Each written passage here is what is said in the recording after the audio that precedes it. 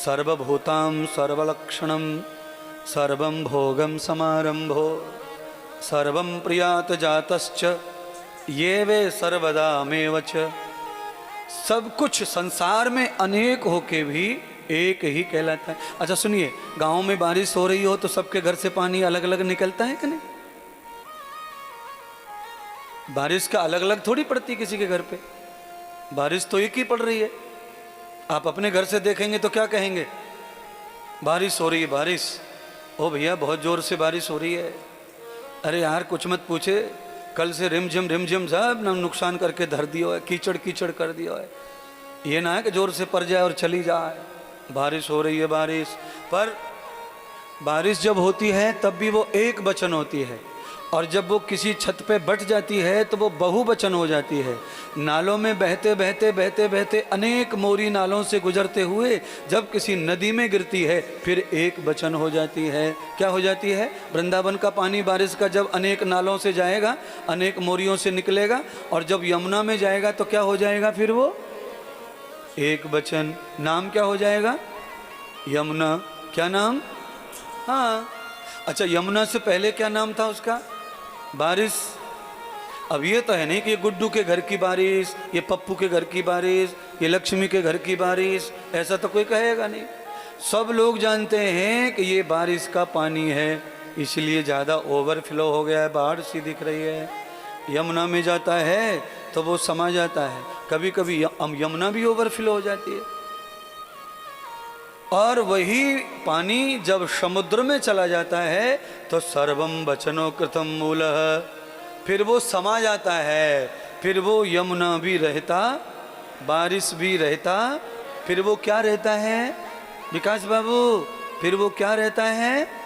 जो वो पहले था वही रहता है। बारिश कहाँ से आती है? समुद्र से। और बारिश का पानी जाता कहाँ है?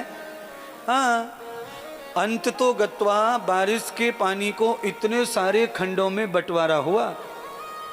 एक की मोरी पूरब की तरफ थी छत पे, दूसरे का पश्चिम की तरफ पाइप था, पर इतने विपरीत दिशा में पानी गिर के बहते हुए भी अपने लक्ष्य को नहीं भूला, अपने लक्ष्य की ओर बढ़ता हुआ अपने तत्व समुद्र में जाकर मिल गया। ऐसे ही महात्मा इंद्रदेव चाहते हैं कि हम सब लोग ईश्वर अंश हो के चाहे किधर भी भटक रहे हों, पर हमें अपने लक्ष्य में मिलने का ध्यान बराबर रखना चाहिए। लक्ष्य में मिलने का ध्यान रखना चाहिए। अपनी जिंदगी को कभी दुर्लक्ष्य मत करो। जिंदगी जब दुर्लक्ष्य हो जाती है, द्वैतो दुखम क्लेशश्च, हमारी जिंदगी में दुखों का आगमन प्रारंभ हो जाता है। अच्छा, जिंदगी दुर्लक्ष्य कब होती है? आदमी को यही नहीं पता चलता कि मेरा उद्देश्य क्या है, मेरी जिंदगी क्या है, मैं क्यों आया हूं संसार में, उसे समझता ही नहीं है।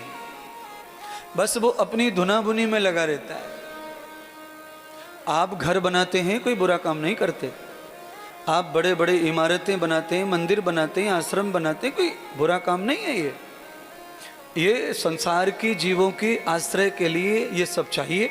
आंधी, तूफान, धूप, वायरस, इन सब चीज़ों से बचने के लिए। कोरोना काल में कई लोग घर से बाहर नहीं निकले तो वो नहीं शिकार हुए कोरोना के, तो घर बचाने वाला तो है, पर कैसी चीजों से बचाएगा?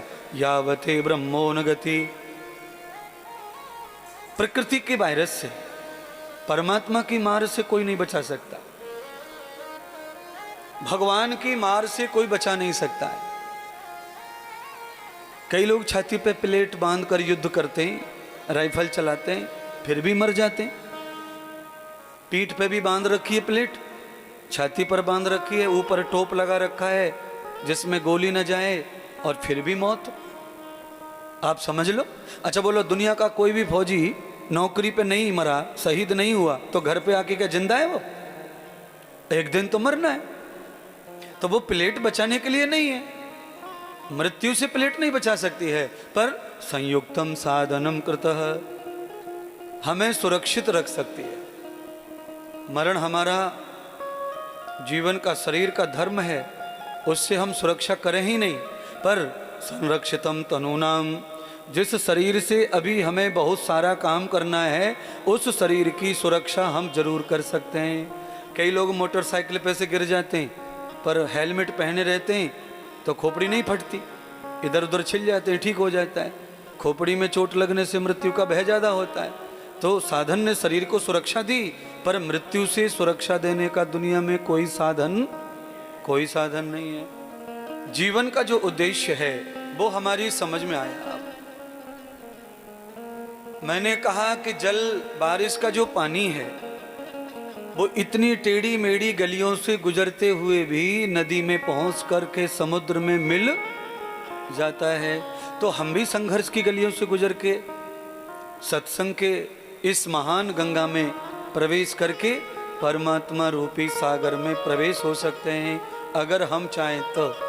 और कभी कभी पानी नदी में पहुंचता नहीं है, पानी का वेग कम हो तो धरती उसे सूस लेती है और उसका अस्तित्व नष्ट कर देती है। ऐसा ही हमारा जीवन है। कभी कभी हमारा जीवन कमज़ोर होता है तो ये संसार हमें चूस लेता है और लक्ष्य से पहले नष्ट कर देता है, अदृश्य कर देता है। कहाँ चले गए कोई पता? अच्छा, कितने लोग चले गए आपसे पहले? कितने लोगों को आपने मरते देखा है? आप क्या जानते हैं उनका पता कहाँ है? किसी को पता है वो कहाँ गए? ऐसे हम भी गायब हो जाएंगे कभी। पर महात्मा इंद्रदेव नहीं चाहते कि आप गायब हो जाएं। आपने बड़ी मेहनत की है, आप टिके रहें, दिखें समाज में। आपके शरीर के मर जाने से आप नहीं रहें, ये अच्छी बात नहीं है।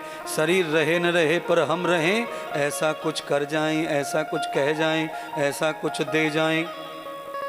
भाई मैं तो उसी काम में लगा हूँ।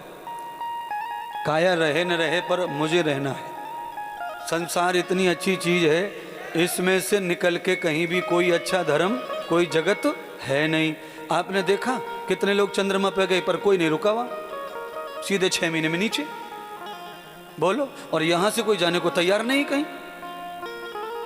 सुई लगवा दो, डॉक्टर बदवा दो, अमेरिका तक जाएंगे पर हमें यहीं रखो दुनिया में। कितने लोग चले गए मंगल ग्रह पर वहां कोई रहना चाहता नहीं है। अच्छा, कुछ पैसे के अहंकार में अंतरिक्ष में रहना चाहते हैं, स्पेस बना रहे हैं। मैं सुनता रहता हूं न्यूज पर। वो पैसे का अहंकार है, क्योंकि वेद और शास्त्रों का सबका अपमान है ये।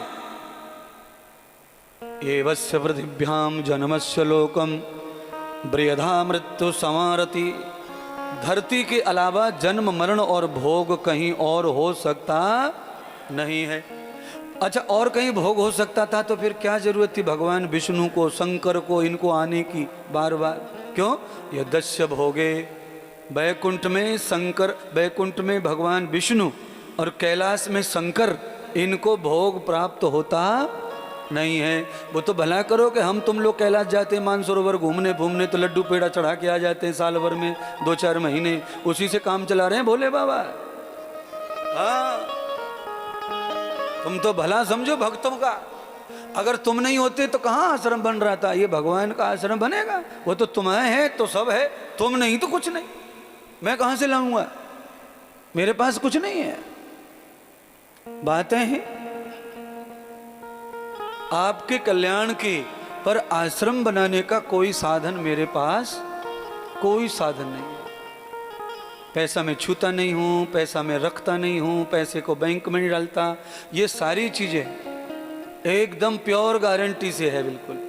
इसमें कहीं आगे पीछे दाएं बाएं पूरे 36 साल का इतिहास कहीं से भी आप खोज के ले आइए, कोई माई काला लिए नहीं कह सकता कि इंद्रदेव ने पैसे छुए लिए आगे पीछे कमरे में हॉल में, नहीं। पर ये तुम है तो है, ऐसे ही हम और तुम सब हैं तो भगवान को भोग और नमस्कार है, अन्यथा भगवान को कोई नमस्कार कर सकता। अच्छा बोलो, आपने भैंस को कभी हनुमान जी को प्रणाम करते देखा? बताओ चलो। और हनुमान जी खूब खड़े रोडों पे और भैंस खूब जा रही है वहां से। कई भैंस तो रगड़ती हैं अपनी पीठ को हनुमान के पिछवाड़े से। बोलो, कितनी भैंसों ने, मैंने खुद आंखों से देखा है, भैंस पीठ रगड़ रही है ओटा से, हनुमान जी जिस पे खड़े भैंस खुजली कर रही है, हनुमान से कह रही खुजा जल्दी खुजा। बोलो, क्योंकि आप समझ गए होंगे, मैं भैंस का मुहावरा तो है, भैंस के आगे बीन राम, और गई भैंस पानी में। अच्छा, ये सब मुझे ही क्यों याद आते हैं समय पे, तुम्हें क्यों नहीं याद आते? तुम भी तो जानते हो ना, पर ये मुझे ठेका दिया है भगवान ने, समय पे याद कर और सुना।